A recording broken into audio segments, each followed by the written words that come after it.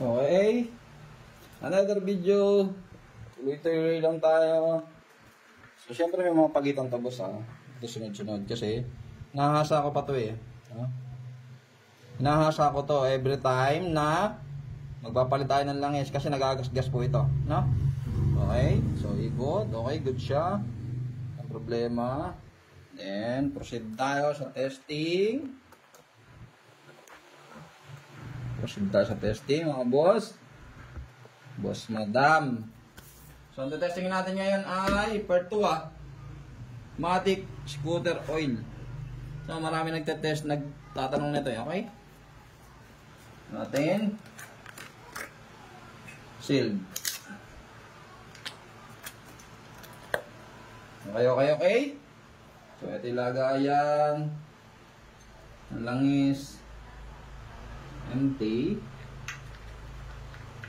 Baliktad.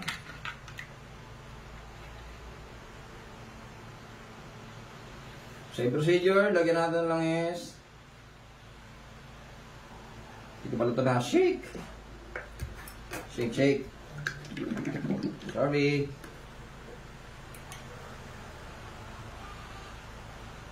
Tawagin, hindi naman ito shake well before using it.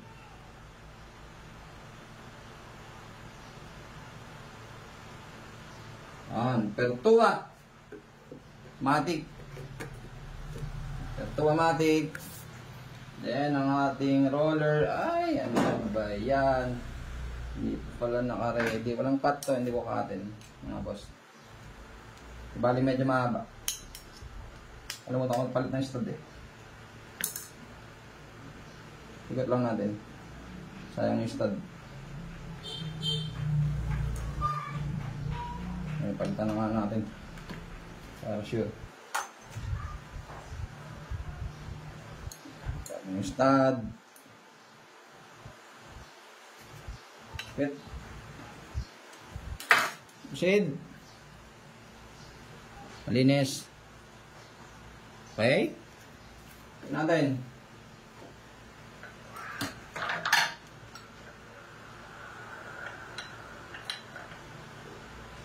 Testing nga, boss.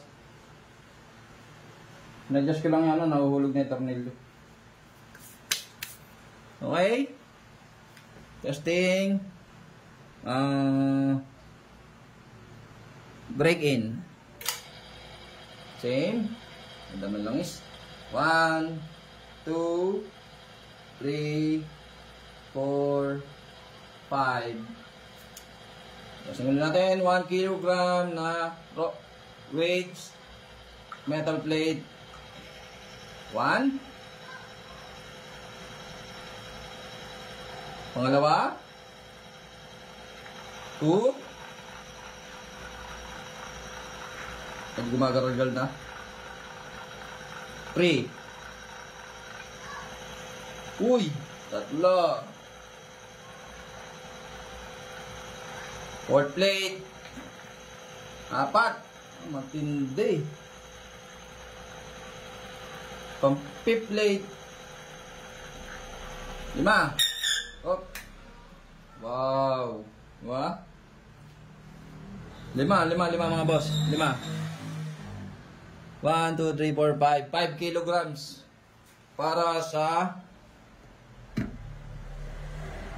Pertua Powermatic. Testingin natin. Tingnan natin ang damage. Critical damage.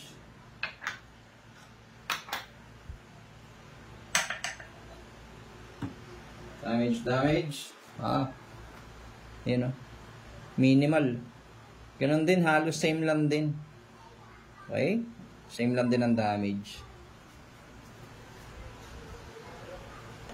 Yan na po. Yung para sa Pertua. 5 kilograms. 5. 5. Oh.